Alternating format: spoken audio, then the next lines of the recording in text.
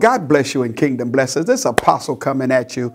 As you know, Holy Spirit gave us a message in December of last year about it's in the house.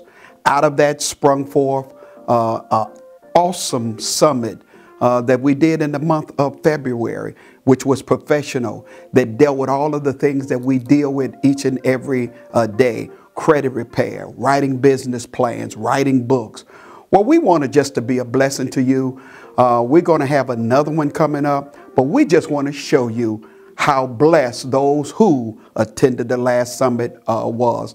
And so for the next few weeks, you're going to be able to see those teachings and see what happened in those that get you ready for when the next summit comes up, you will be there. So be blessed by tonight's presentation. We know it's going to touch your life.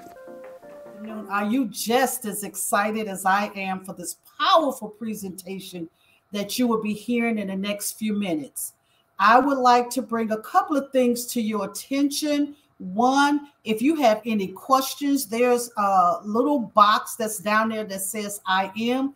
You can chat your question in there. Also, next to that box is an ask question, which you can actually go there to ask a question. This last little icon says raise your hand. You will get an announcement that's going to come across the screen asking you a question. When you see that question, we need you to answer it by raising your hand because we're doing a tallying. Once that screen comes up and go away, then please lower your hands. So let's sit back and enjoy the speaker that's coming before you. But first, let's get a pen and a piece of paper, your coffee, your juice, your water, whatever, because you're about to receive some powerful information regarding this presentation. I'm going to introduce our speaker to you. His name is Winfred Burns II. He was born in Chicago. He is the son of Winfred Burns Sr. and Eugenia Buckman. Winfred is also the brother of Windi Burns and the father of 9-year-old Winfred Burns, Trey. He's known as Trey. He's the third. Winfred is an alumnus of Langston University with his bachelor's degree in finance. Since his matriculation from Langston University, Winfred has worked for several of the top banks in the United States in various roles, from a branch manager, business banker, financial advisor, and public specialist. During his tenure in the banking industry, Winfred began helping individuals and businesses create and execute business plans to grow their revenue and decrease expenses. Just with that little bit of information, we know that the information you're going to receive is very, very powerful because he's very well knowledgeable in what he's going to talk to you about today. Winfred began teaching classes, performing seminars, hosting trainings with the goal of helping increase financial literacy to anyone who needed help. And that's what we're here today, to find this information, how we can increase our finances. These classes were the birth of his money and relationship coaching business. Winfred also published his first book, How to Move Up in Your Corporate Career. I suggest strongly that you purchase this book. This book gives an essential resources needed to help people position themselves to be promoted within an organization as well as get a raise.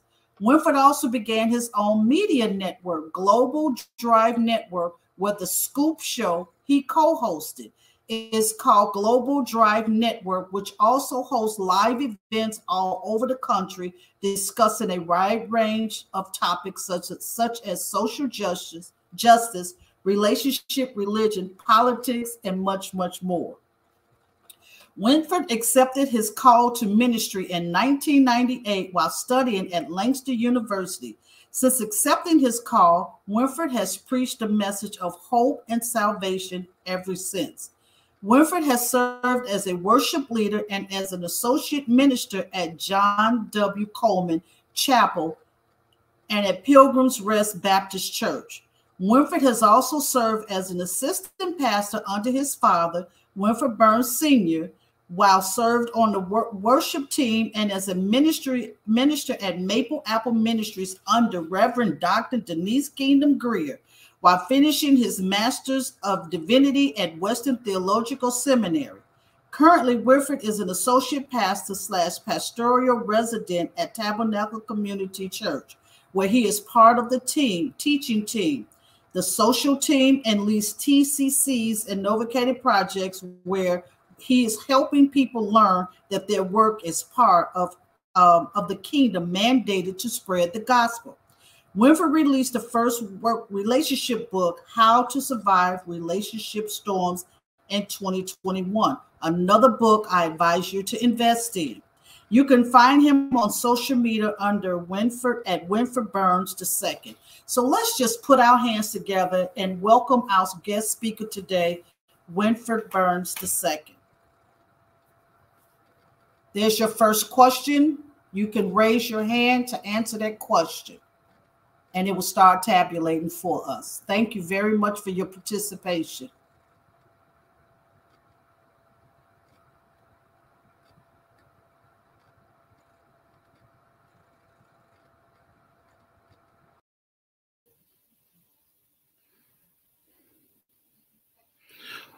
What's up, everybody?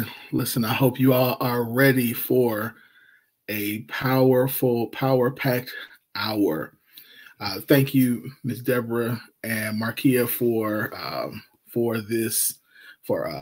doing a great introduction and for putting up the poll and all the work that you both are doing. I really appreciate hanging with the both of you today. So listen, we are talking about funding your business today.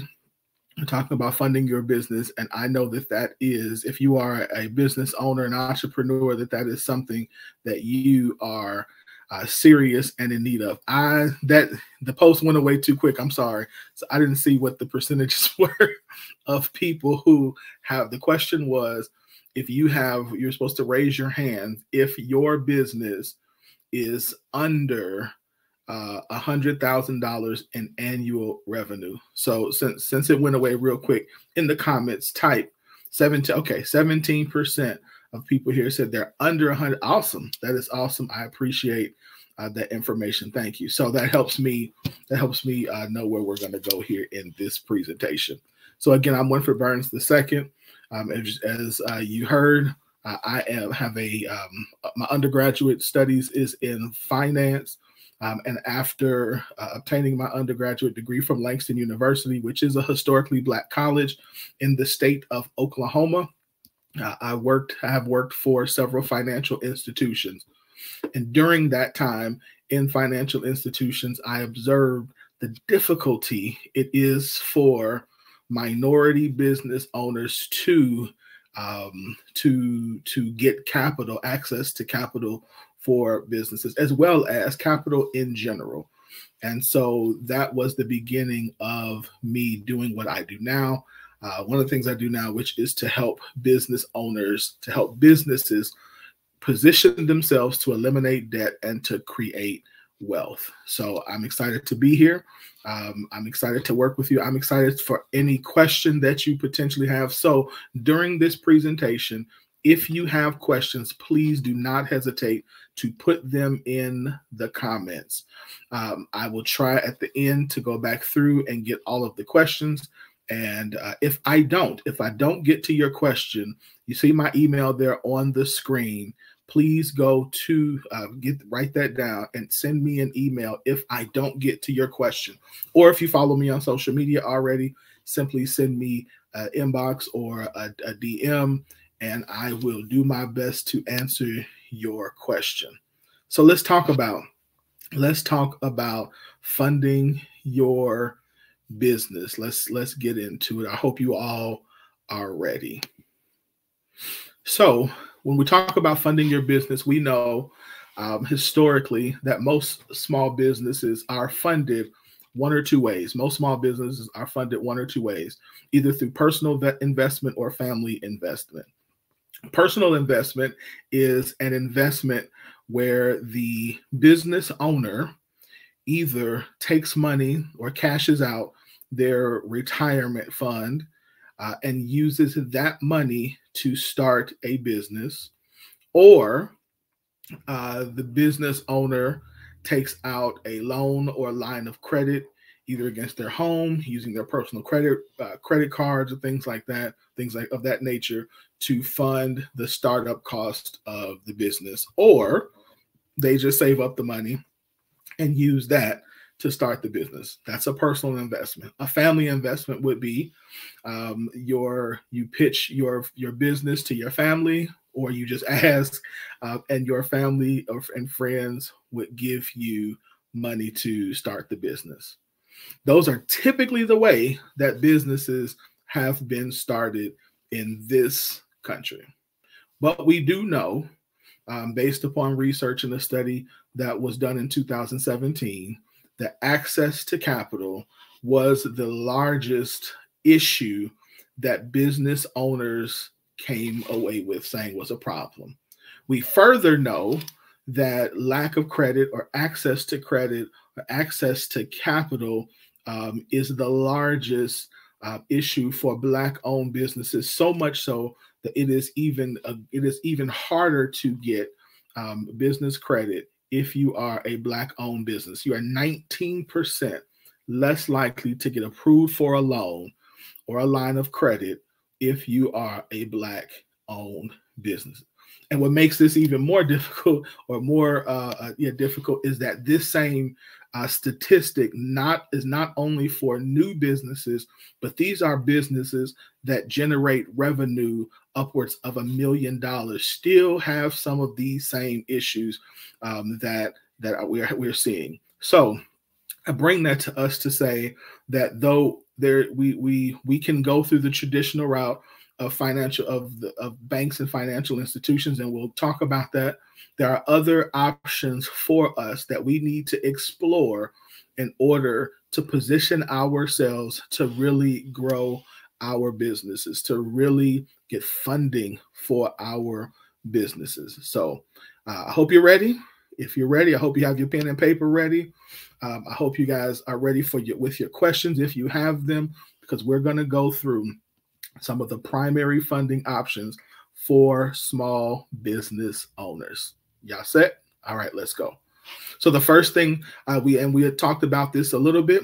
The first way and the most popular way that we see is bootstrapping. So bootstrapping, that personal and family investment would fall under bootstrapping. But bootstrapping is also where the business owner starts a business, and the proceeds from the business are what fund the business. So an example of bootstrapping would be if I started a t-shirt business several years ago, and the t-shirt business, every dollar that I made from the t-shirt business, if I made $10 a shirt, then that $10 from the sale, I literally started the business with 10 shirts. I take the sale of those 10 shirts, and let's just say I made $10 per shirt, $100. So that $100 goes back into the business to buy another 10 shirts. And then the money that I make from that goes back into the business to buy another 10 shirts. The money I make from that goes to buy, now that I've got a couple of rounds, I can buy 20 shirts. And so I keep doing this. This is that's an example of what bootstrapping is the money, the profit that I'm making from my business goes back into the business. And that money is what allows me to sustain the business and to grow the business. So that would be bootstrapping. The next one we want to get into is crowdfunding. Crowdfunding is one that we see a lot of now through things like Kickstarter. And those are sources or places where we can set up a campaign, and we can get a lot of individual investors to invest small or large amounts, depending on our campaign, of money to fund to get our business started, or to grow, or to have more access to capital in our business. Now, crowdfunding would be something, we're going to continue with our t-shirt analogy, would be something like we start the campaign and we say, if you buy our shirts, if you invest in our business $50, then we will give you, then for that you get a free shirt.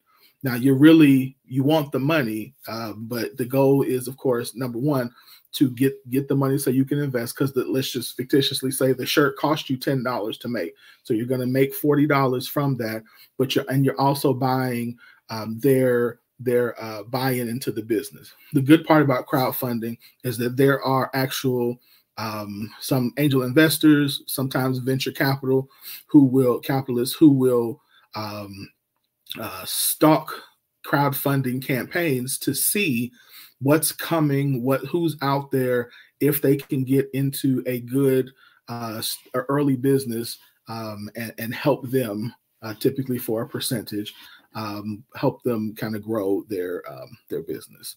So crowdfunding is one. You've heard of Kickstarter, but there are other sites and places you can go to do a crowdfunding campaign.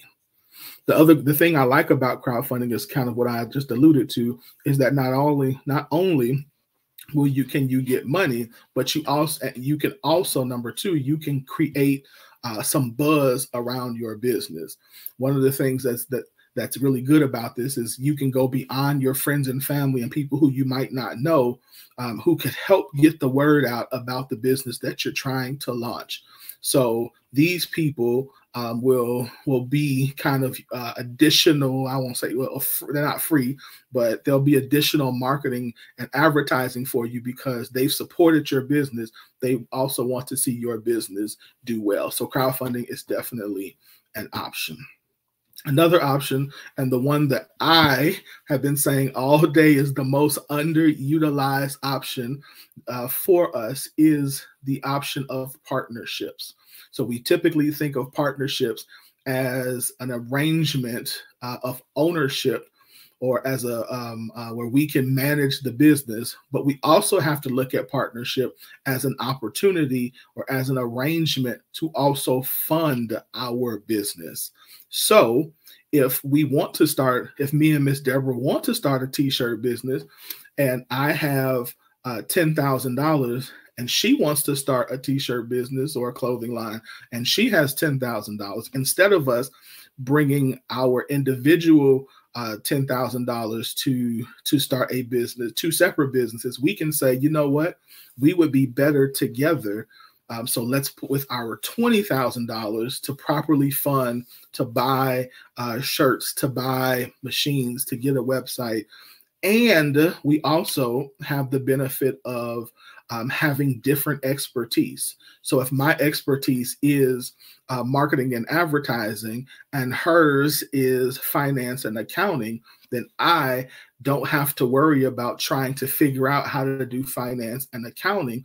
I can trust her to lead that part of the business while I lead the marketing and advertising part of the business. And as a new business owner, as a new CEO, we know that CEO does not just mean chief executive officer, but CEO also means chief everything officer. So that means that we are responsible and liable for every aspect of our business initially. So we have to do the finance and accounting. We have to do the research and development. We have to do the marketing and advertising. We have to be the sales channel.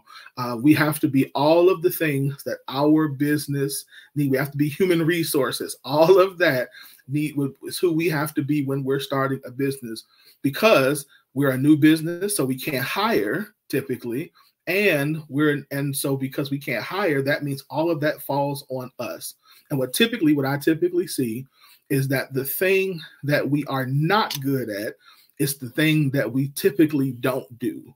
So you have been in business for a year and a half, but because you're uncomfortable with finance and accounting, you don't have a QuickBooks in place, or you haven't gone and you don't know who your customer is or how much money your business has been making, because we haven't gone after that, and we don't have the partnership in place to hire to do that. So a partnership says, hey, you manage what you're good at, I manage what I'm good at, and let's bring our money together so that we can grow our business faster.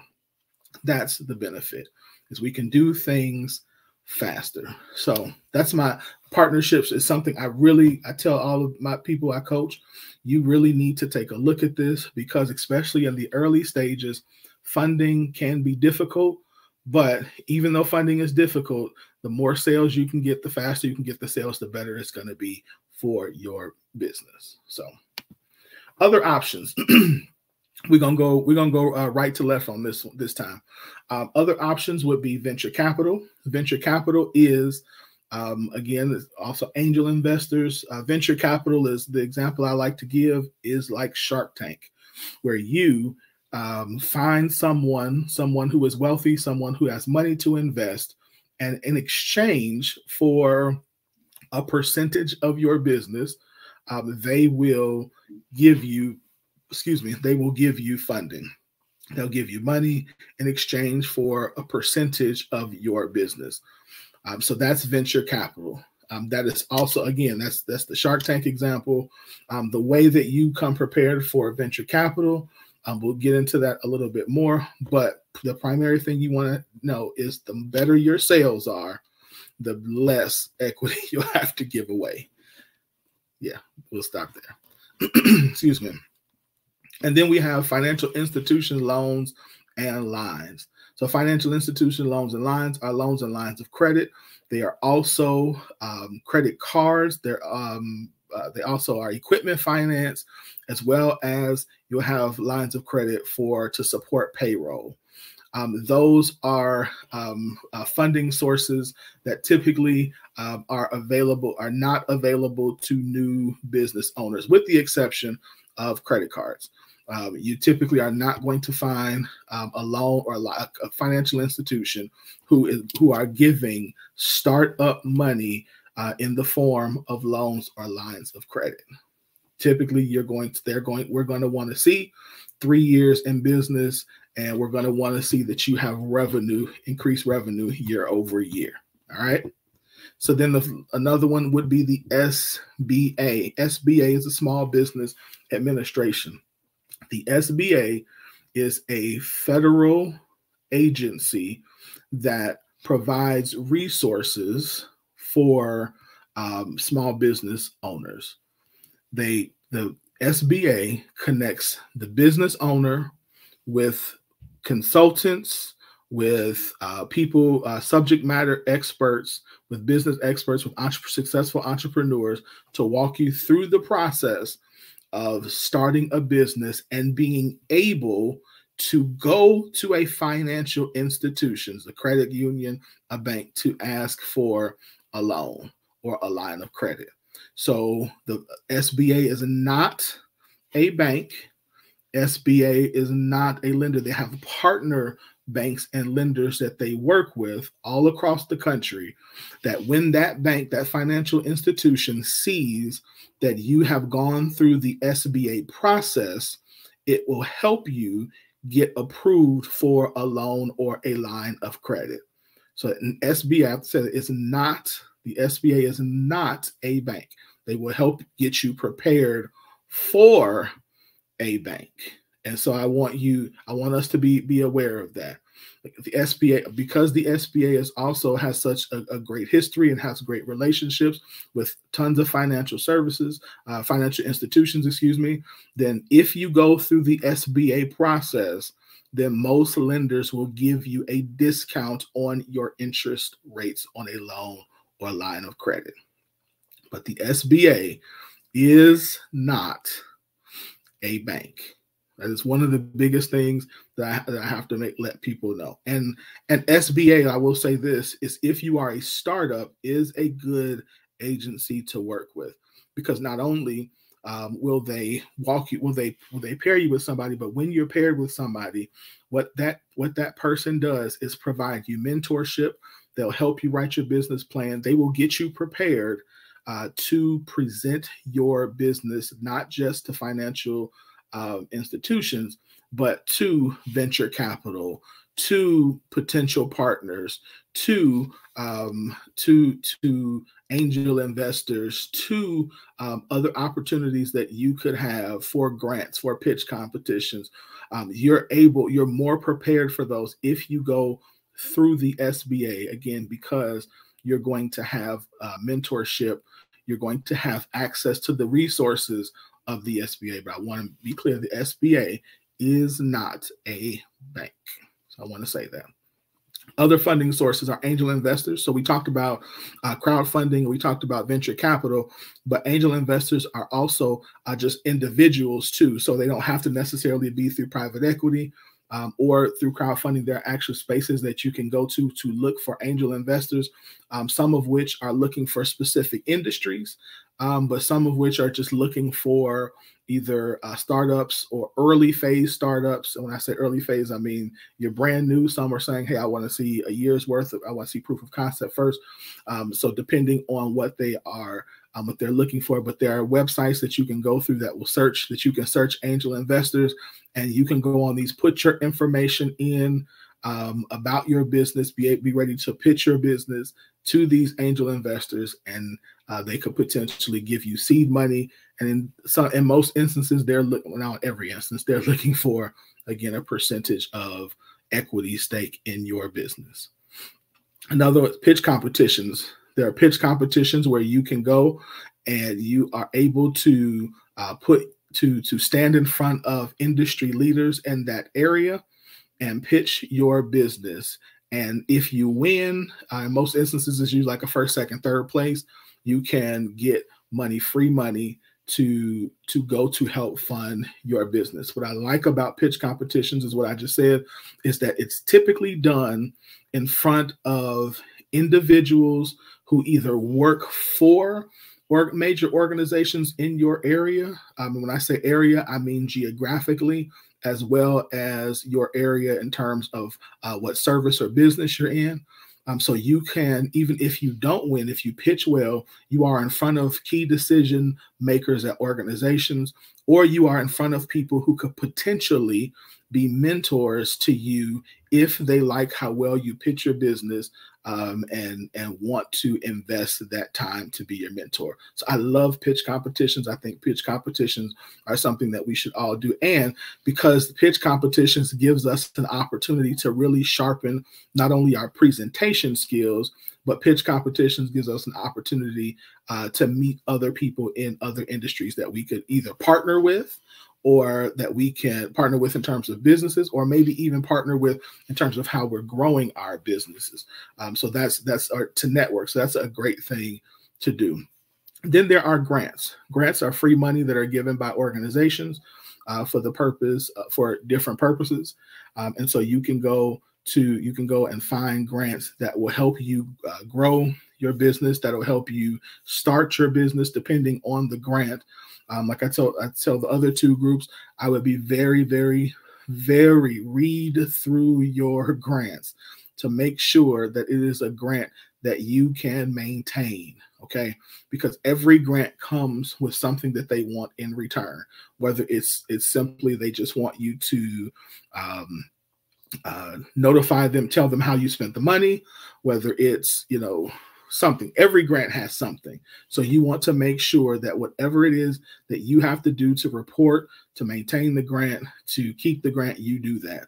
Because the reason I say that is because like when we started our business and got our grant, there were things that we had to do through the process. And now that the grant is over, I was able to go back this past week and say, hey, I need more money. And so the grant that we applied for was a $30,000 grant. They initially gave us $18,000. I went back and said, hey, I need more money. I need $50,000. They told me we don't have 50 to give you. We can give you the 12 that we did not give you, because now you have given us, with the 18, you showed us proof of concept. You showed us that this is something that can grow. You showed us how this has a positive effect on the society. And so we can help with that. But we will also give you additional resources to other people who have grants that could help you. And we will show them how you, speak well for you to say how you have, what you've done with the money that we have already given you. So grants is a good thing. I think I skipped over. I skipped over that part. Tell them yes. So I have So what I do is we have I lead, like Ms. Deborah said, our invocation project at the church that I am a part of, that I work for. It's Tabernacle Community Church here in Grand Rapids, Michigan. And so for our invocation project, what we did was we decided to start a business from products that you get from honey and from bees. So we actually, with our grant, bought beehives. We bought all of the things that you need. So we bought the boxes, the clothing, everything that you need for bees. And we raised bees, took the honey, and then we created honey. And so now we're we're in the process now, actually next month, to take the wax and make products from the wax. So we sold honey for, we got our first one in September. So we got our honey, and now we're trying to grow this so this can be a sustainable business. So when I said I needed more money, they were like, well, like, again, what I said earlier. So it's again, we have proof of concept. We have that we ran it well. And so now they're willing to help us get more money because we made good honey. So, so that's what I mean by grants. Okay. The other one is business incubators. So as what a business incubator is it is when organizations or businesses decide that they want to bring together early stage businesses and pair them with industry leaders that either work in their company already or that they have relationships with to help early stage entrepreneurs grow their business. And the good part about incubators is an incubator puts you in the room with these industry professionals. And for some of them, at the end of completing the incubator, they will give you money to help start your business, and you still have access to these people who will volunteer to be mentors for you. So that is a great, great, great opportunity if you find a business incubator that you can be a part of. So those are a few of the ways to do that. So how do you prepare for this? How do you prepare for being for funding your business? That's what I want to spend the rest of our time about. And y'all haven't put any questions in here, so I'm assuming that means that you all are either captivated by my beard or you are, or I'm doing such a good job. But feel free again to put your questions, because here in a few minutes we will start getting to questions, and I want you all to put your questions in here so we can get to them. Okay. So what do you need to do to prepare for funding? So the first thing that you need to do, and this is about to be my soapbox moment for this session, is to have your business documentation in order. So you need to decide, are you a sole proprietor? Are you a partner in a partnership? Are you an LLC? Are you an S Corp? Are you a C Corp? Are you a 501c3? What are you? And have that documentation. Have the business established. The business established. So you are not, you're not saying that you're an LLC, but you are actually functioning as, you're actually saying, that you're a LLC, but you're functioning as a sole proprietor. So have that in order so that when you when you go to present, you have that in order. And here is why: because you're going to take that information and then you're going to go to a financial institution and you're going to open up a business checking and savings account. Because the other main problem as business bankers that we find is that small business owners, are commingling funds. Commingling funds means that you are running your business through your personal accounts. And when you do that, we cannot tell the true revenue and the true expenses of your business. So we want to see, as underwriters, what is the actual revenue and expenses that this business has, so we can determine if you really qualify for the amount of money you're asking. Maybe you qualify for less. Maybe you qualify for more. We don't know, because we're seeing your check from your employer being deposited into the same account as your business funds.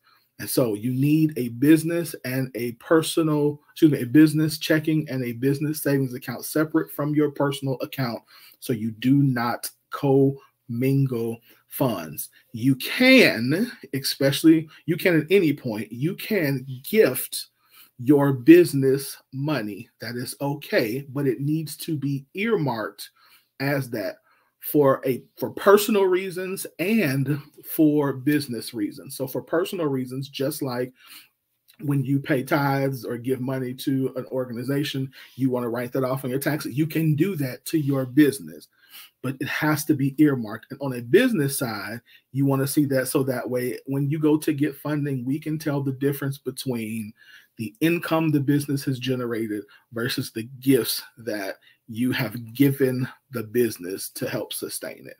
So you want to have a separate your separate accounts from your personal and your business accounts, so we can see the actual revenue, the actual expenses of your business. Then you also, from there, you then want to have accurate financial statements. You need, whether it is through Excel, whether it is through QuickBooks, whether it's through whatever system you want to use, that's fine. But you need to be able to present proper documentation, specifically about 3 years worth, to show us what your expenses, what your revenues are for your business. And we need to see tax documents. What we're looking for is, we're looking to find out, is the business actually growing? Because if the business is growing, that's fine. Again, proof of concept, we see sustainability, we see all of that, that is fine. But if the business is not, and even if the business takes a bad year, that's not going to be helpful. But at least if there's an explanation for it, then it makes sense. What's an explanation? A pandemic, for example. So if your business regressed in the pandemic, that doesn't mean you can't get finance funding for your business. It just means you need to be able to explain why. But we need to see that. So you have to have adequate financials, adequate tax statements, and then you also are going to need a personal financial statement, because somebody has to be a personal guarantor on a loan.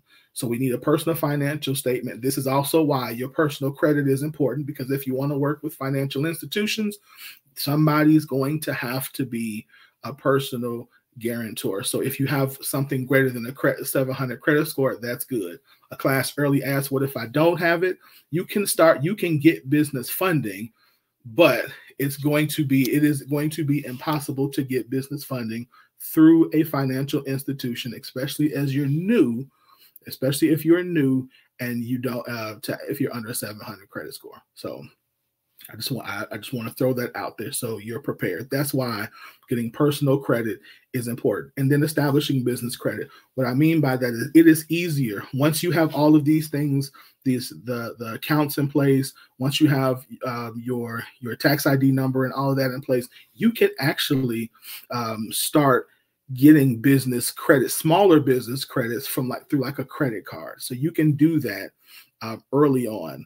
But again, you're still going to have to have decent personal credit, because your personal credit still personally guarantees it. But if you can start doing that when you need something larger, then that financial institution is able to say, okay, we see that they have established business credit, and just like your personal credit, and their business has a good credit score, so we can lend them larger amounts of money. So that's really it. What's my time? I think I got 7 minutes left, I think. So let's get some of these questions.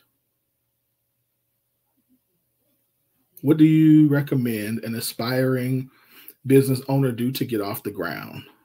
Oh, no. Oh, I'm sorry. Sorry, Gwen. Do you have a listing for incubators in the Chicagoland area? I do not, but I could email them. I can find them and email them to you. Let me know if there's a specific area that Like, is it tech or something like that? But I can actually find that. Deborah asks, what do you recommend as an aspiring business owner to do to get off the ground? So study your industry, so you know, and study your niche, because whatever you're going to do, there's probably people already doing it. So you want to find out what is your differentiator, what sets you apart from others. And it also will give you the ability to find out what a good cost structure is. One of the things that we do, soapbox, one of the things that we typically do, is we are typically trying to be the LPC, the low LCP, the low cost provider in a business. So and that's sometimes not the way we should be doing. You are not guaranteed to get seen faster or people to buy your product faster if you also are, and I no disrespect when I say this, but if you are the Walmart of the industry, sometimes you need to be the Target. So if you understand your niche, so you can't call yourself, for example, a high-end brand, but you're pricing yourself as the low-cost provider.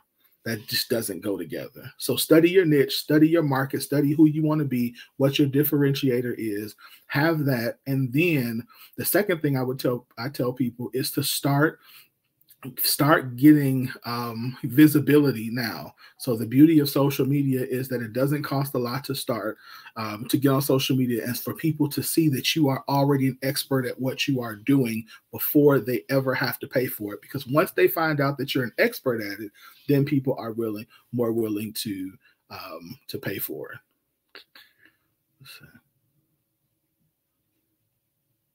Let's just say, I'm also into customizing of teas and other items. What's the best structure to do LLC sole proprietor?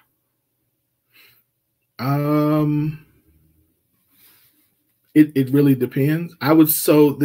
The difference typically, but the biggest differences between LLCs and sole proprietors is the protection. It's two things. It's taxes, the way the money runs through for taxes, and as a LLC, you get personal protection. So if you make a bad T-shirt and the T-shirt, something happens to the T-shirt and they sue you, then as a sole proprietor, they can also sue you personally. As an LLC, there's no access to your personal assets. So that's the biggest differences. So if you're just starting out, then it's not going to hurt you. Let me say this. If you're just starting out, there's nothing wrong with being a sole proprietor. You can always go back and refile as an LLC as your business starts creating more revenue. So there's nothing wrong with that. And it's cheaper to start out as an LLC, as a sole proprietor. If you have, so Terry Montgomery says, if you have a home-based business, if you have a home-based business, should you use third party for your registered agent or your home address? It depends on the type of business. If it's a business, where you don't want people knowing where you live, then yeah. But if not, it doesn't. Can you the people who want the incubator information, can you email me? Because I don't have access to this chat after we're done. So if you can email me at winfredburns@gmail.com, I will give you that information. If you do not want to use your personal credit, what is the easiest way to get business credit for a new business through credit cards? Well, there isn't one, because you're going to have to personal guarantee it. You're going to have to use your personal credit as a new business. So you're going to have to, so it's just like co-signing. It's co-signing. You're not really using your business credit. You're using your business credit to leverage getting the approval. Now, if the business can't pay, then just like co-signing, they will come for your personal credit to pay it back. But when you're doing things like personal guaranteeing, the personal guarantee does not have to,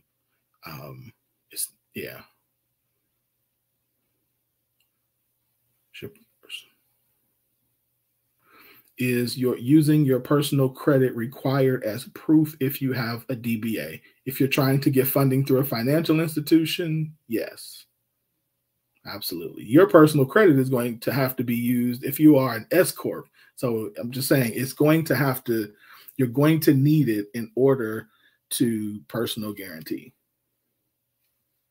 Also, do I have a list of angel investors? I don't, but you can Google it and they'll give you a whole one. Thank you, Deborah. I appreciate it. Yes, I am on Instagram. On all social media is Winfred Burns II. Yep, that's correct, Win. Yeah, we really don't have like the whole personal credit thing.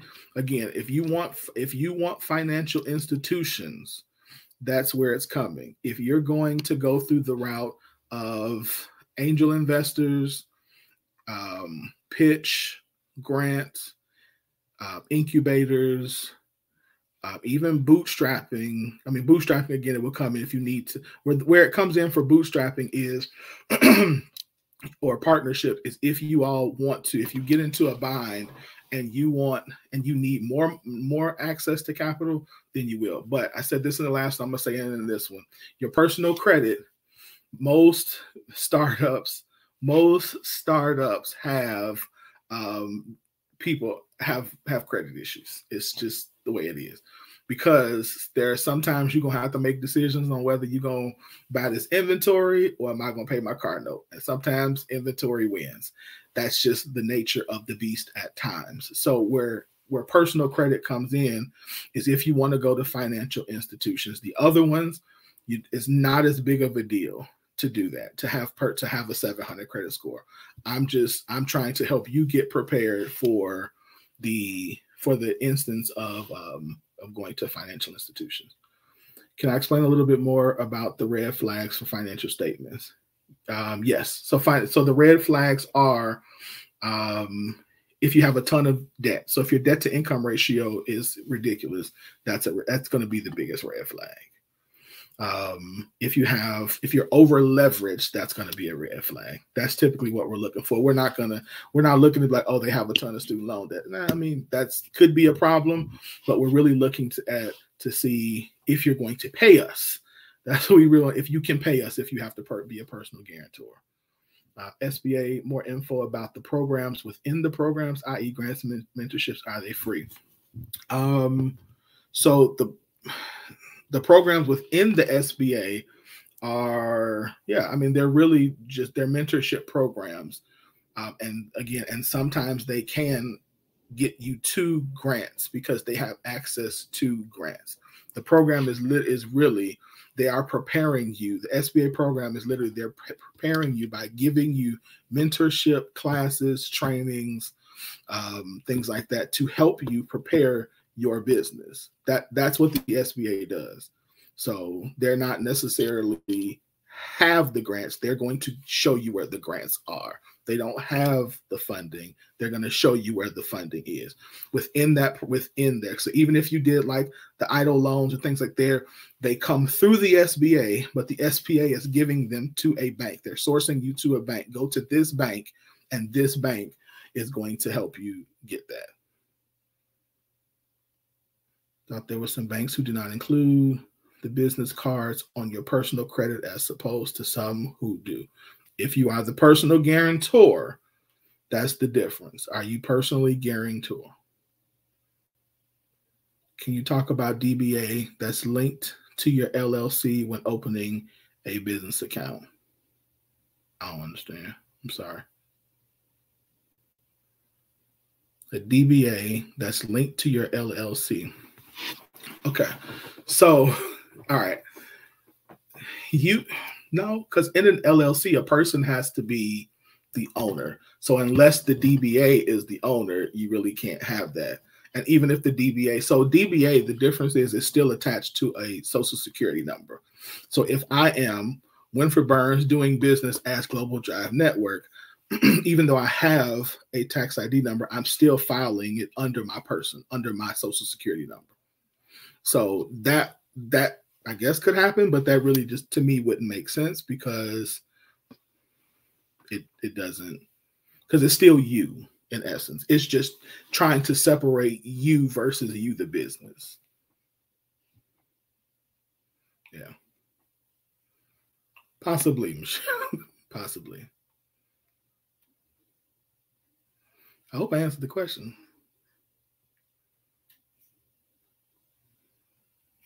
Again, if I didn't answer the question you were asking, which I could potentially have done, please email me. If you need more information, email me. It's okay. Also, like we said at the beginning, if you haven't gotten my Mastering Your Money workbook, which deals more with personal finance, then you can go to my website, as well as other digital courses that I offer. Again, follow me on social media if you want. I already answered that one. I thought there were some banks who do not include business cards on your personal credit, as opposed to some will do. Not that I know of. Again, if you are on, so if you are on, if you're a personal guarantee, it could, and so if the business owns it, I've never seen a bank who puts it on your personal unless it goes into default and now you are responsible. That's what I'm saying. Unless you become responsible for it because the business defaults, that's when it goes to your personal credit. But the business, as long as your business is set up properly and you get it in the business name, it goes on the business credit unless the business defaults and now you are responsible. I'm expanding from a booth rent salon to my own salon with more stylists. Should I start a new business using a new LLC? I am now a sole proprietor. You don't have to start a new business. No, you can literally take your sole proprietorship and just now make it. So it's I'll use the word upgraded, so to speak, to an LLC. So you're just changing. So it'd be the same name. You're just transferring it to an LLC. You can do that. You don't have to unless your sole proprietorship now is just your income and you just want your salon income to be separate than the booth rent that you're now and the money that you're going to be taking from the stylist. Then you would do that. Or you could, but I mean, there's nothing wrong with doing what you're asking, but I'm saying you don't have to do that.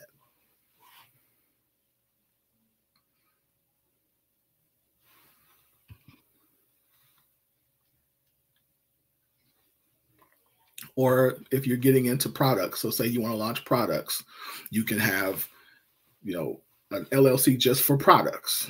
So it just depends on what you're doing.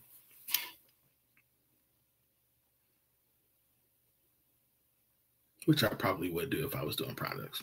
Because if one of my products hurt somebody, then I wouldn't want somebody to have access to all my money.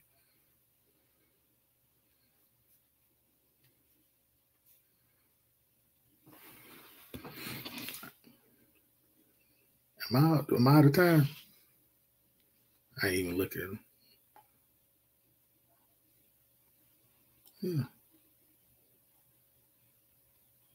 Oh, I got 8 more minutes. We got 8 more minutes. Okay. Any other questions? You're very welcome, Terry.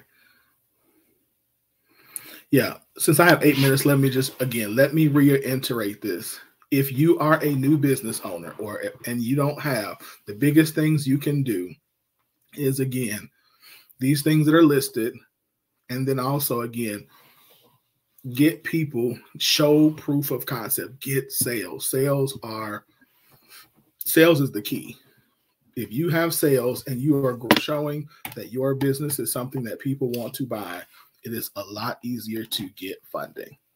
Even if you miss certain things, like if you don't, we can always go back and fix your financials and fix your tax documents.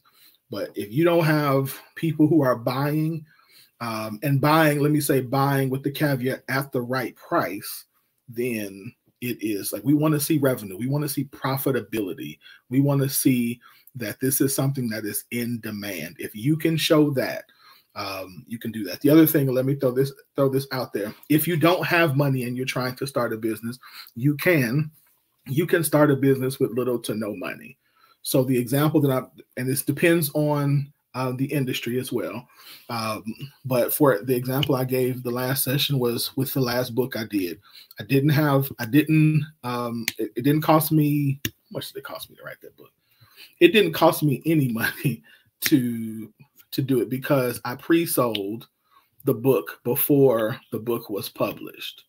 So when the book was just about done, I went out and I started selling the book, started marketing the book, selling the book to people because I wanted to know how many people would buy the book before the book was released.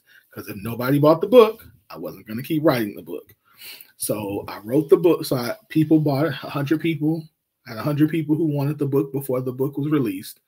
So I finished the book, sent those people their book, and the people who got the book, the money from them, from those 100 people, was the same money I used to market the book. So it didn't cost me money to market and advertise the book. It didn't cost me money to print the book. I just had to pay because those 100 people who bought the book were the people who funded the business. And then any sale after that, I could use the revenue from sales to do that as well. So you don't always need to come up with a ton of money to start a business. You can pre-sale, you can do things like that. Be creative in order to start your business. I wanted to throw that out there.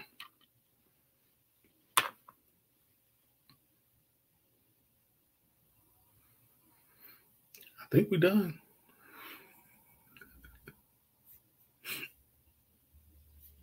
Any other questions?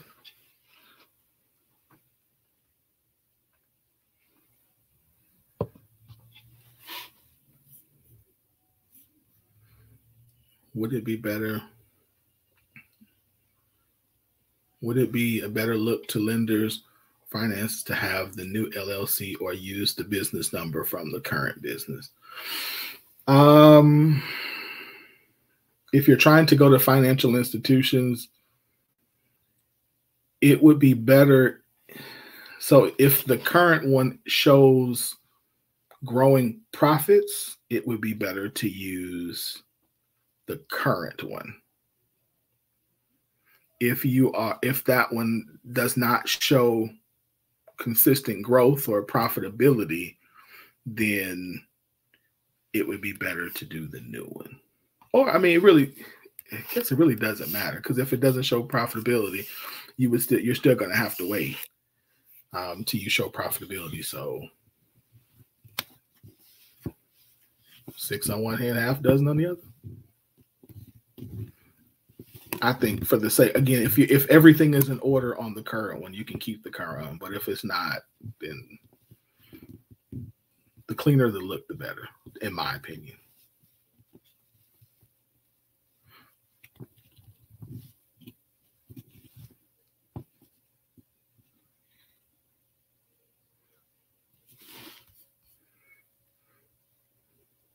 Any other questions? Let's see.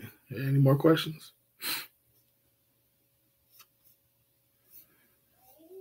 All right. If you don't have any more questions, let me also again, I told you about my workbook. Let me also tell you again, if you haven't gotten my relationship book, How to Survive Relationship Storms, you can grab that. It is you can get that on my website. If you don't follow me on social media, please do that. Again, I'm Winfred Burns II everywhere. And yeah, this has been fun. I have enjoyed this. Yeah, again, if you have any questions later, if you have questions later, feel free to email me at winfredburns2@gmail.com so we can make sure that I can answer your questions. I would definitely answer as best as possible. Wow, that was awesome. But we're going to tell you we're not finished. We want you to tune in next week as we're going to be releasing another teaching that came from that awesome summit, from his house to your house. All right, be blessed.